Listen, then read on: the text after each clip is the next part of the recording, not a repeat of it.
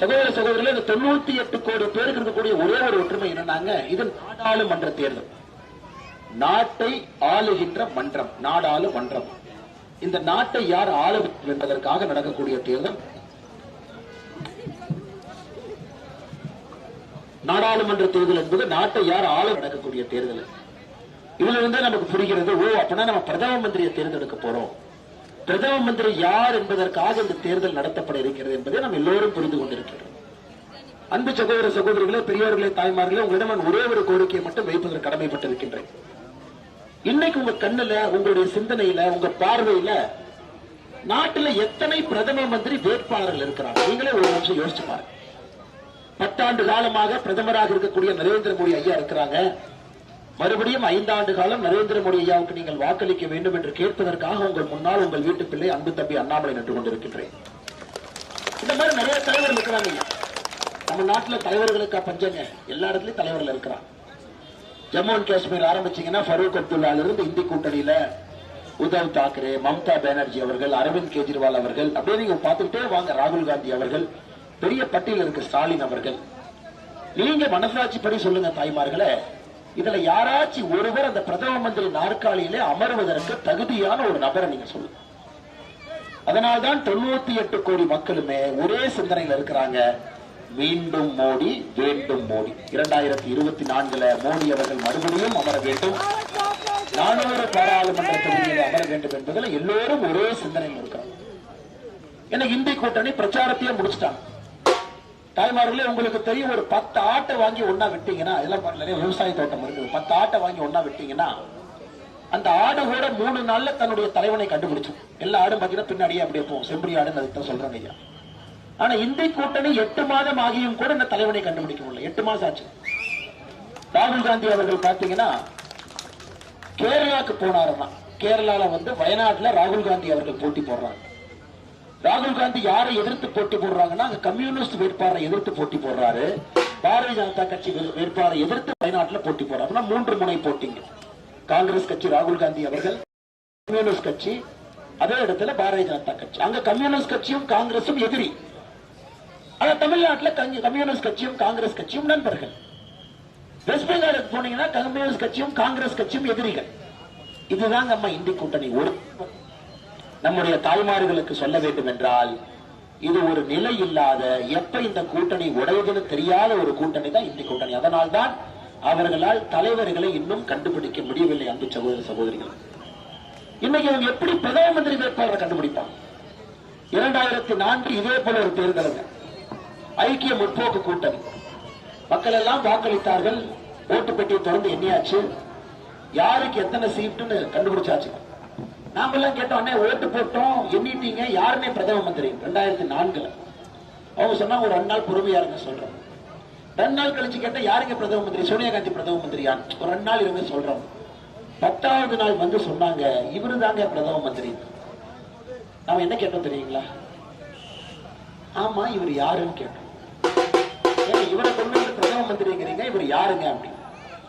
யாரை கொண்டு வந்து நிறுத்தினார்கள் என்றால், டாக்டர் மன்மோகன் சிங் அவர்களை கொண்டு வந்து நிறுத்தினாங்க. தேர்தல் முடிஞ்சு ரிசல்ட் 10 நாள் கழிச்சு மன்மோகன் சிங் அவர்களை கொண்டு வந்து இவர் தான் பிரதம மந்திரி. நாம சொன்ன, அண்ணா இவர் எலெக்ஷன்லயே நிக்கல, இவர் நாங்க ஓட்டே போடல, இவர் பிரதம மந்திரி நீங்க யாரும் சொல்லவே இல்லை. அந்த பக்கம் வாஜ்பாய் பிரதம மந்திரியா இருந்தாங்க, இந்த பக்கம் நீங்க பிரதம மந்திரி யாருன்னே சொல்லு. சகோதர சகோதரிகளே, அந்த 10 நபர்கள் தான் மறுபடியும் கிளம்பி வந்திருக்காங்க. அன்னைக்கும் அதே ஃபரூக் அப்துல்லா அவர்கள், அன்னைக்கும் அதே கலைஞர் கருணாநிதி அவர்கள், அன்னைக்கும் மம்தா பானர்ஜி அவர்கள், அன்னைக்கும் முலாயம் சிங் யாதவ் அவர்கள், அதே கும்பல் திரும்ப கிளம்பி வந்திருக்கு. எங்களை நம்பி இந்தி கூட்டணியில் ஓட்டு போடுங்க, நாங்கள் இந்த நாட்டுக்கு நிலையான ஆட்சி கொடுக்கின்றோம் என்று. அன்பு சகோதர சகோதரி, நாம் புரிந்து கொள்ள வேண்டும், நாடாளுமன்றம், நாட்டை ஆளக்கூடிய மன்றத்திற்கு தலைவர் யார் என்கின்ற கேள்விக்கு ஒரே ஒரு பதில் நம்மிடம் இருப்பது பாரத பிரதமர் நரேந்திர மோடி அவர்கள் மட்டும்தான். அன்பு சகோதர சகோதரிகள், யாரும் நமக்கு இல்லை. அதனால்தான் தாமரை சின்னம் கண்ணின்று நின்று கொண்டிருக்கிறது. நம்முடைய கூட்டணி கட்சி தேசிய ஜனநாயக கூட்டணியில தாமரை சின்னம் நமக்கு தெரியுது. மோடி ஐயாவுடைய சின்னம், நாம வாக்களிக்கணும். 10 ஆண்டு காலமாக மோடியுடைய உழைப்பை பார்த்திருக்கின்றோம், அர்ப்பணிப்பை பார்த்திருக்கின்றோம். இன்னொரு முறை வாய்ப்பு கொடுப்போம் என்று. அன்பு சகோதர சகோதரிகளே, மறுபடியும் உங்கள் முன்னால் இன்னொரு கோரிக்கையை நான் வைக்கிறேன். தமிழ்நாட்டை பொறுத்தவரை நமக்கு தெரியுங்க, இன்னைக்கு இருக்கக்கூடிய ஆட்சியை பார்க்கணும். 33 மாத காலமாக திராவிட முன்னேற்ற கழகத்தினுடைய ஆட்சியை பார்க்கிறோம். ஒரு 2 விஷயம் உருப்படியா செஞ்சிருக்காங்களான்னு கேட்டீங்கன்னா இல்லைங்க ஐயா. அதனால்தான் இந்த தேர்தலில் திமுக தலைவர் யாருமே அவர்கள் என்ன செஞ்சாங்கன்னு சொல்லல. திமுக என்ன பண்ணி வச்சிருக்காங்கன்னு பாருங்க. 1983 சாராயம் மூலமாக மாநில அரசுக்கு வந்த வருமானம் 138 கோடி. 2024 சாராயம் மூலமாக வரக்கூடிய வருமானம் 52,000 கோடி. என்ன பாருங்க, மாநிலத்தில் 138 கோடி வருமானம் எங்க இருக்குதுங்க? 52,000 கோடி வருமானம் எங்க இருக்கு? இந்தியாவிலே அதிகமாக கடன் வாங்கிய மாநிலம் நம்முடைய தமிழ்நாடு. 8,23,000 கோடி. நாம தான் நம்பர் 1 ஸ்டேட்டுங்க கடன்ல. சட்டம் ஒழுங்கை பத்தி பேசவே வேண்டாங்க. எத்தனை பெண்கள் தைரியமாக மகளிர் நைட்டு வீதியில் நடக்க முடியும்? சட்டம் ஒழுங்கை பத்தி நான் பேசல. கஞ்சா விற்பது என்பது ஏதோ ஒரு பெரிய நகரத்துல கஞ்சா விற்பதை டிவியில பார்த்திருக்கிறோம், மீடியால பார்த்திருக்கிறோம்.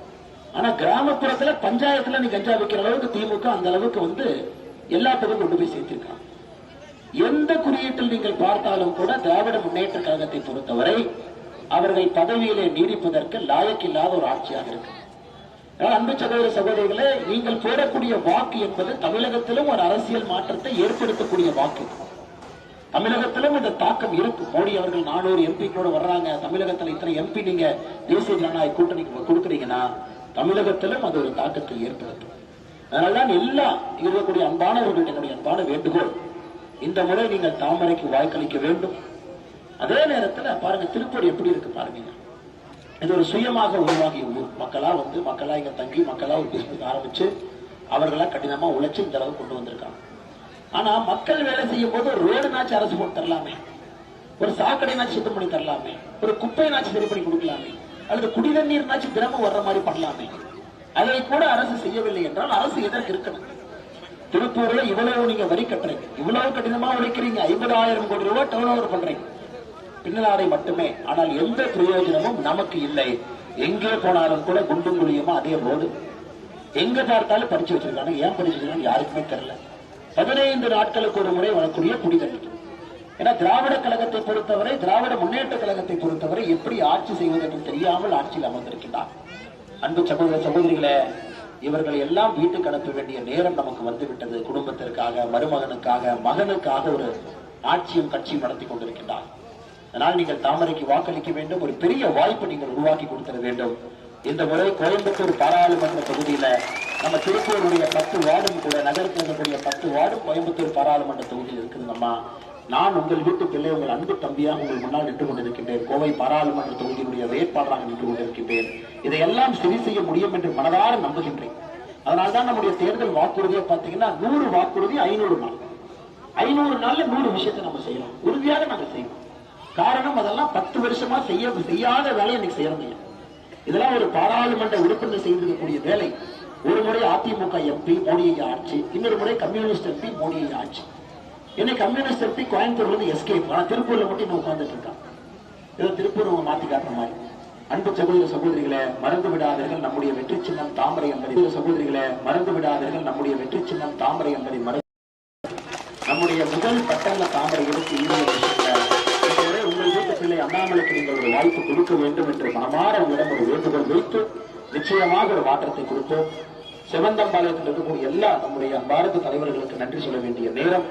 மிக முக்கியமாக நமக்கு ஆதரவு கொடுத்துக் கொண்டிருக்கின்றார்கள் லட்சுமணன் அவர்கள், ஒன்றிய துணைத் தலைவர், புவனேஸ்வரி குடும்பத்துடைய உரிமையாளர் அண்ணன் லோகநாதன் அவர்கள், சுப்பு என்கின்ற சுப்பிரமணியம் அவர்கள், KRS வேலுச்சாமி அவர்கள், LIC ராஜாணி அவர்கள், ரத்ன கார்த்தியன் அவர்கள், உதயகுமார் அவர்கள், அசோக்குமார் அவர்கள், ஸ்மார்ட் சக்திவேல் அவர்கள், சம்பத் சண்முகம் அவர்கள், ராஜாராம் அவர்கள், ஜெகநாதன் அவர்கள், பெருந்தோட்டல் பிரிவுடைய மாவட்ட தலைவராக இருக்கக்கூடிய மணிவேல் அவர்கள், எங்களுக்கூடிய நம்முடைய அன்பார்ந்த கிளை தலைவர்கள் 3 முக்கியமான கோரிக்கை நீங்க வச்சிருக்கிறீங்க. இங்கே ஸ்ரீ செல்வ விநாயகர் கல்வி நிலையம் அரசு உதவி பெறும் ஆரம்ப பள்ளி துவங்கி 50 ஆண்டுகளுக்கு மேல் ஆகியும் கூட இன்று வரை தரம் உயர்த்தப்படாமல் இருக்கு. ஐயா, தரம் உயர்த்த மாட்டாங்க. ஏன்னா இவங்க தான் தனியார் ஸ்கூல் என்கரேஜ் பண்றாங்கல்ல. தனியார் ஸ்கூல் என்கரேஜ் பண்ணாதாங்க ஐயா காசு. அப்பதான வருஷத்துக்கு 5 லட்சம் ரூபாய் ரினியூவல் ஃபீஸ். அதனால இவர்கள் பார்த்தீங்கன்னா இன்னைக்கு திராவிட முன்னேற்ற கழகம் 6வது முறை ஆட்சியில் இருக்கிறார். இவர்கள் மொத்தமாக தமிழகத்திற்கு கொண்டு வந்த அரசு மருத்துவக் கல்லூரி 5. 1967 இருந்து 2011 வரை திமுக தமிழகத்திற்கு கொண்டு வந்த அரசு மருத்துவக் கல்லூரி 5. திமுக காலத்திலே ஆரம்பிக்கப்பட்ட தனியார் மருத்துவக் கல்லூரி 17. இதனாலதான் நீட் எதிர்க்கிறாங்க. தனியார் மருத்துவக் கல்லூரி 17, அரசு மருத்துவக் கல்லூரி 5. மோடி ஐயா 10 ஆண்டுகள்ல தமிழகத்திற்கு கொண்டு வந்த அரசு மருத்துவக் கல்லூரி 15. ஒரே நேரத்தில் 11. இந்த நீட் ரகசியம் தானே தம்பி உதயநிதி ஸ்டாலின் முட்டை கட்டில வச்சு சுத்திட்டு இருக்காரு. இந்த நீட் ரகசியம் இப்படி சிம்பிளா சொன்னா நீங்க புரிஞ்சுக்குவீங்க. நம்ம சிம்பிளா சொன்னா புரிஞ்சுக்குவீங்க. ஓ, அப்ப திமுகவுடைய நீட்டுனா தனியார் மருத்துவக் கல்லூரி சீட்டு பணம், அதுக்காக நீட்டு வேண்டாங்கிறான். மோடி ஐயாவை பொறுத்தவரை ஒரே நேரத்தில் 15 அரசு மருத்துவக் கல்லூரி, ஒரே நேரத்தில் 11, மொத்தமாக 15. அதனால் நீட்டு வேணுங்கிறார். இதாங்க ஐயா அடிப்படை அம்சம். அதனால் இவங்க இந்த தரவெல்லாம் உயர்த்த மாட்டாங்க. நாம சண்டை போட்டு இந்த வேலையை செஞ்சிருவோங்க ஐயா. அடுத்து கர்ம வீரர் காமராஜர் ஐயாவுடைய ஆட்சி காலத்தை போற்றுதலுக்குரிய கக்கன் ஐயா அவர்கள் செவந்தம்பாளையம் பகுதியில பட்டியலின மக்களுக்கு இலவசமாக வீட்டு மனை மற்றும் பட்டா கொடுத்தாங்க. அதன் பிறகு குடும்ப நபர்கள் அதிகமாகியும் கூட அதே வீட்டில் ஒன்றாக வசித்து வருகின்றார். அதற்கு பிறகு எந்த ஒரு திராவிட கட்சிகளும் கூட இதுவரைக்கும் எதிர்க்கல. இதை கையில் எடுக்கணுமா, நாங்க மோடி வீடு எக்ஸ்ட்ரா கட்டி கொடுத்தோம். ரேஷன் கார்டு 2 பிரிக்கணும். குழந்தைங்க வந்துட்டாங்க, தனியா திருமணம் ஆயிடுச்சுன்னா ரேஷன் கார்டு 2ஆக பிரித்து அவர்களுக்கு மோடி வீடு நேத்தம் மோடியை சொல்லியிருக்காங்க. 3 கோடி புதிய மோடி வீடுகள் நாங்க அடுத்த 5 ஆண்டுகளை கட்டப் போகிறோம் என்று அதுவும் ஒரு கோரிக்கையாக நாங்கள் செயல்படுத்தி காட்டுகின்றோம். சுமார் 1700 குடும்பங்கள் வசித்து வரும் செவந்தம்பாளையம் பகுதியில் பொது நிகழ்ச்சிகள் மற்றும் ஆன்மீக நிகழ்ச்சிகள் நடத்திட சமுதாய கூடமோ பொதுவான காலியிடமோ இல்லை. நியாயமான கோரிக்கை, இதை நம்ம கட்டி கொடுத்துருவாங்க. நிச்சயமாக 3 கோரிக்கை கொடுத்திருக்கிறீங்க. 2 நம்மால் செயல்படுத்த முடியும். 1 மாநில அரசு சண்டை போட்டு நம்ம செயல்படுத்திடலாம். நம்பிக்கையோடு இருங்கள், தாமரைக்கு வாக்களியுங்கள். உங்கள் வீட்டு பிள்ளை அண்ணாமலை தம்பியோடு நீங்கள் நிற்க வேண்டும் என்கின்ற வேண்டுகோளை வைத்து நம்முடைய கூட்டணி கட்சியினுடைய நண்பர்கள் வந்திருக்கின்றார்கள். நம்ம மக்கள் முன்னேற்ற கழகத்தினுடைய தலைவர்கள் தொண்டர்கள், பாட்டாளி மக்கள் கட்சியினுடைய தலைவர்கள் தொண்டர்கள், இந்து முன்னணி பேர் இயக்கத்தினுடைய தலைவர்கள் தொண்டர்கள், அதே போல நம்முடைய பாரதிய ஜனதா கட்சியுடைய எல்லா தொண்டர்கள் தலைவர்கள் நன்றி தெரிவித்து உற்சாகமான வரவேற்பு அளித்தவர்கள் நன்றி தெரிவித்து உங்கள் அன்பையெல்லாம் பெற்றுக்கொண்டு இங்கிருந்து கிளம்பி போனாங்கம்மா. அடுத்த 3 நாள் உங்களுக்கு தெரியும் திமுக காரங்க என்ன பண்ணுவாங்கன்னு உங்களுக்கு தெரியும். கரண்ட் ஆஃப் பண்ணி 500 கோடி. இதைத்தான் 70 வருஷமா பண்றாங்க. என்னன்னு அட்லீஸ்ட் நம்ம வந்தது நல்லது என்னாச்சு வந்தது இல்லை விடுங்க. நல்லது நம்ம வருத்தப்படுறது என்னென்ன இருக்கு அப்படின்னு அடிக்கடி செவந்தம்பாளையம் வந்துடலாம் விடுங்க. நான் மத்தி திறந்துடுறாங்க, நீங்க போன் பண்ணி அண்ணே நீங்க வா அண்ணே 16 நாளைக்கு ஒருக்கா திறந்துடுறான் நீங்க சொல்லுங்க, நான் வந்துடுறேங்க. தாய்மார்கள் எப்ப வேணாலும் சொல்லுங்க, ஓடி வந்துடுறாங்க. 1/2 மணி நேரம் தான் கோயம்புத்தூர்ல. அதில் அன்பு சகோதர சகோதரிகளே, இந்த முறை அவன் தங்க சுரங்கத்தையே கொட்டினாலும் நீங்கள் அண்ணாமலையின் பக்கம், தாமரையின் பக்கம், மோடி ஐயாவின் பக்கம் எனக்கு தெரியும். ஒரு பெரிய சுழற்சியை ஏப்ரல் 19ஆம் தேதி நடத்தி காட்டுவோம். ஒரு அரசியல் மாற்றத்திற்கு இந்த பகுதியிலிருந்து விட்டுடுவோம். வந்திருக்கும் எல்லோருக்கும் நன்றி தெரிவித்து உரையை முடித்துக் கொள்கின்றேன். நன்றி, வணக்கம். பாரத் மாதா.